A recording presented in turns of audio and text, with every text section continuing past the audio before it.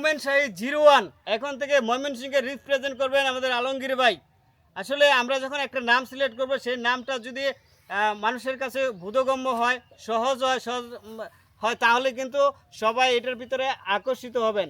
সহজে হবেন না, কিন্তু আস্তে ধীরে হবেন। ফুলবাড়ির পেজের নাম আমি যখন ক্রিয়েট করি তখন কিন্তু সবাই আসলে ফুলবাড়ি আসলে এটা তেমন কোনো বিষয় না।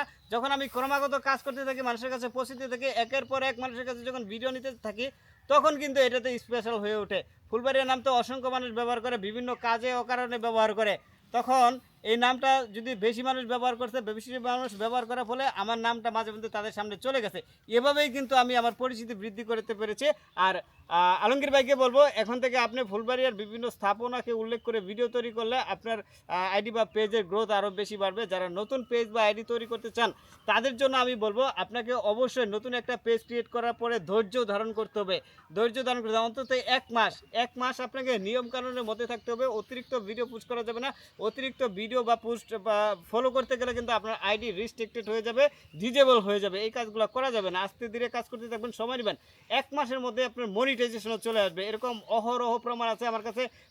কয়েকশো মানুষ কিন্তু কন্টেন্ট মনিটাইজ পাইছে লাস্ট কয়েক মাসের মধ্যে। যারা 1 মাসের মধ্যে পেজ ক্রিয়েট করছে আমার কাছে, পেজ ক্রিয়েট করার পরেই কিন্তু মনিটাইজটা চলে আসছে।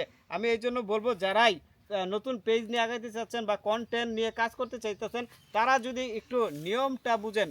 আর এখন কিন্তু ফেসবুক শুধুমাত্র নিয়মের উপরে কিন্তু কন্টেন্ট মনিটাইজ দিয়ে দিচ্ছে। কোনো প্রকার রিচ লাগতেছে না, এঙ্গেজমেন্ট লাগতেছে না, ফলোয়ার লাগতেছে না, কোনো কিচ্ছু লাগতেছে না।